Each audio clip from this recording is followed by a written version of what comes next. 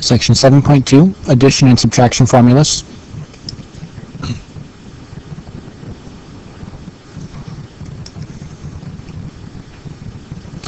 These formulas are used to find, using the unit circle, we can find angles of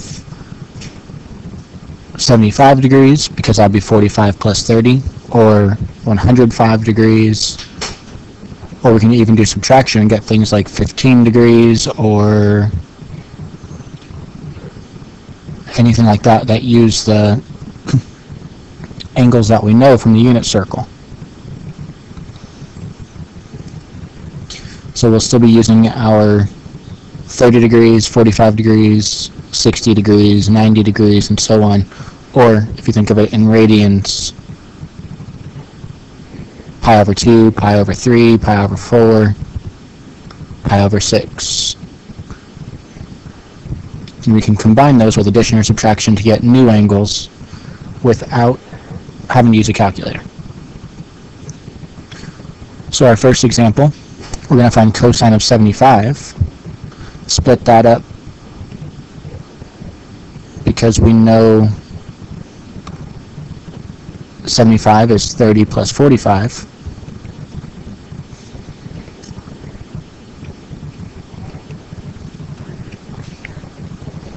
Since we know 30 degrees and 45 degrees, we can use our cosine sum formula, which is cosine s cosine t minus sine s sine t.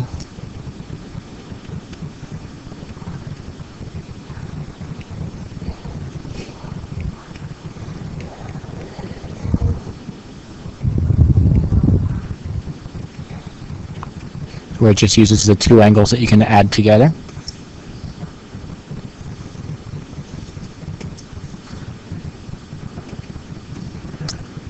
So using our left-hand trick, 30 degrees would match up with our ring finger. So if you fold down your ring finger, we get cosine would be square root of 3 over 2.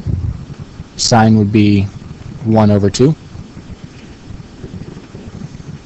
And for 45 degrees, sine and cosine, you'd fold down your middle finger.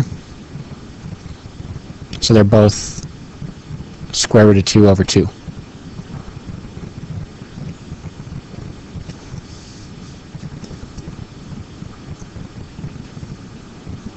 So doing the calculation here, we get square root of 6 over 2 minus the square root of 2 over 2. Since that was multiplication, we need to multiply the denominator, so they'll be both over 4. You can combine that into one fraction, square root of 6 minus the square root of 2. You cannot combine those because they are different square roots, but put the whole thing over 4, and that's your answer. For part B, cosine of pi over 12,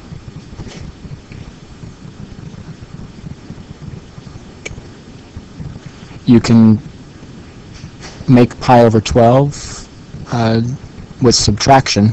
If we subtract 4/12 minus 3/12,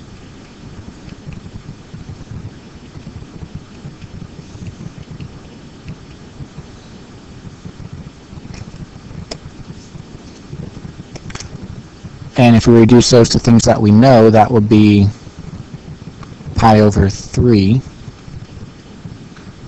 minus pi over 4.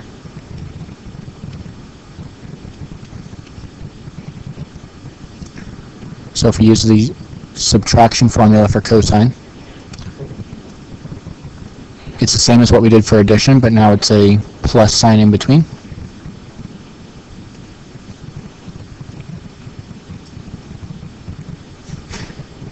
So that's cosine of the first times cosine of the second.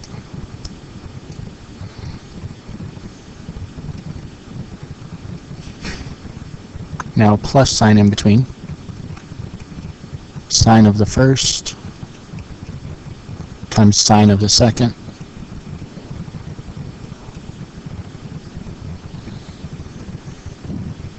and now using our left hand trick we can get those fractions. Pi over 3 is related to our pointer finger. So if you fold down your pointer finger, you get cosine is 1 over 2. Sine would be square root of 3 over 2. Pi over 4 is our middle finger. Both sine and cosine are square root of 2 over 2.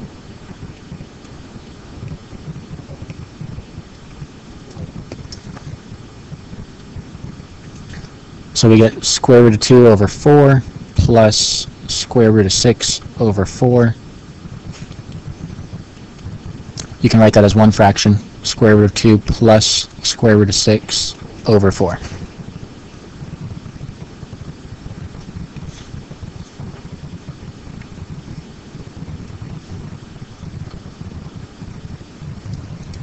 So now we're going to use the addition formula backwards. Since we have sine of 20, cosine 40, cosine 20, sine of 40. If you go back and look at our formulas, that's the formulas for sine. Since it's a plus sign in between, that means it is a sum. You're going to add the angles together. The two angles were 20 and 40.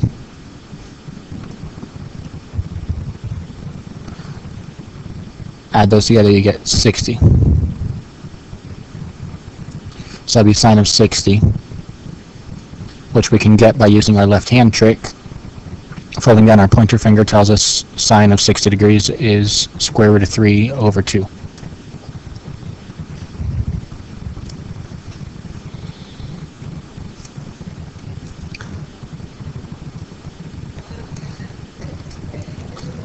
So now we're going to use our subtraction identity to find or to prove the cofunction identity, which says cosine pi over 2 minus u equals sine of u. So this is a subtraction, cosine subtraction. So it's cosine of the first, cosine of the second, plus sine of the first, sine of the second.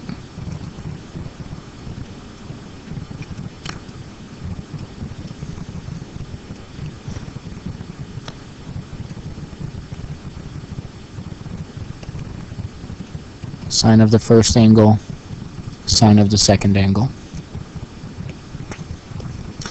And pi over 2 is related to our thumb on the left-hand trick. That's also would be the top of the unit circle, so cosine is 0, sine is 1.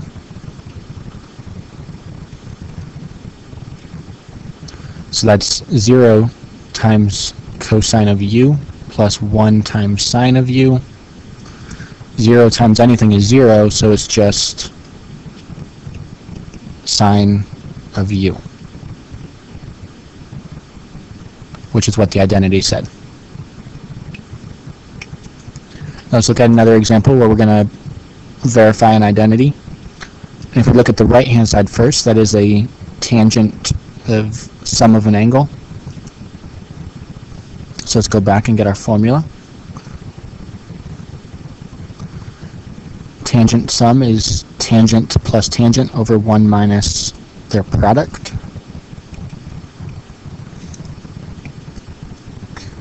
So that's tangent of pi over 4 plus tangent of x over 1 minus their product.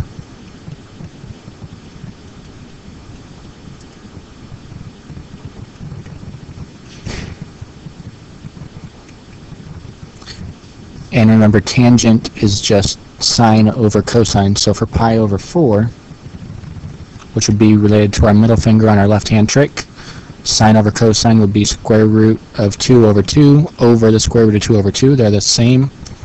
So tangent of pi over 4 is 1.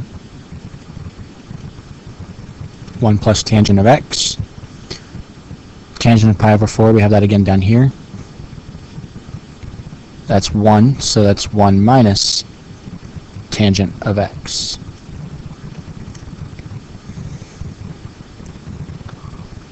And that's the left-hand side of the equation, so we're done.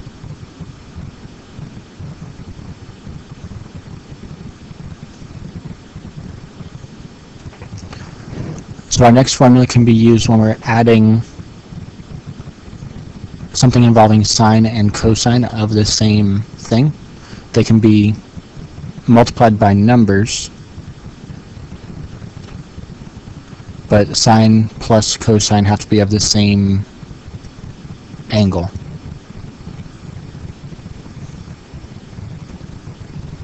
So here we have 3 sine of x plus 4 cosine of x. We want to write it so that it's k sine x plus something. So if we use our formula, k is the square root of a squared plus b squared. This is a, this is b.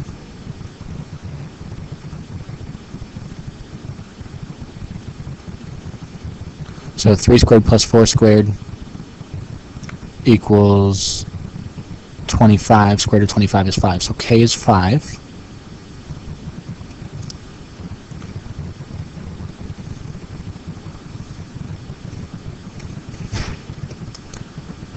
And that angle that we're looking for, cosine is a, the number in front of sine, over this, which is actually k. So it's a over k and b over k. And we just found k was 5. So in our example, cosine of the angle would be a, the number in front of sine, over k, and sine would be b, the number in front of cosine, over k.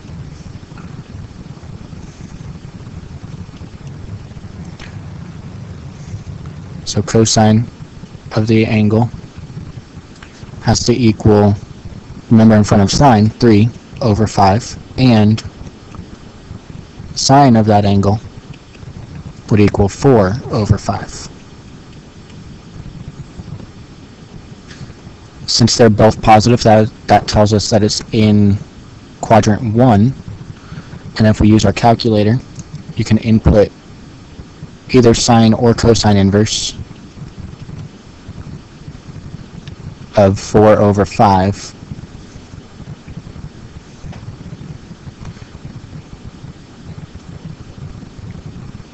And you get 53.1 degrees. So that's our angle. So if we rewrite it, we have 5 sine of x plus 53.1. Here's another example like that one we just completed. And we're going to write it and then graph it. So first we can find k by squaring -1 and the square root of 3. So k is the square root of 4, which is 2. So k is 2. And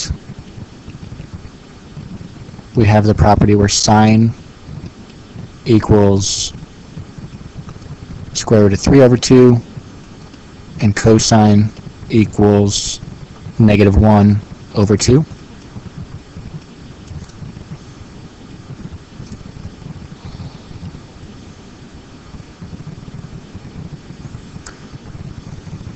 Since sine is positive and cosine is negative, that means it's in quadrant 2.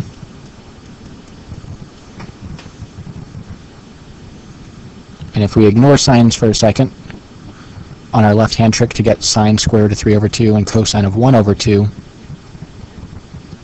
that would be the equivalent of folding down our index finger, or our pointer finger,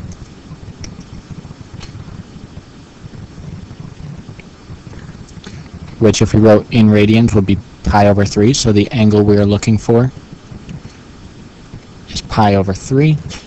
So writing it all out, we would have 2 sine of 2x plus pi over 3.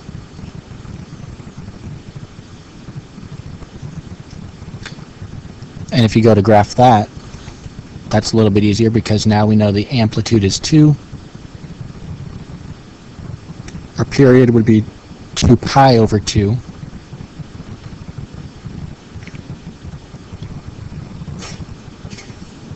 And then it shifts pi over 3 to the left. So it goes left pi over 3. Our amplitude is 2. And our period is 2 pi over 2.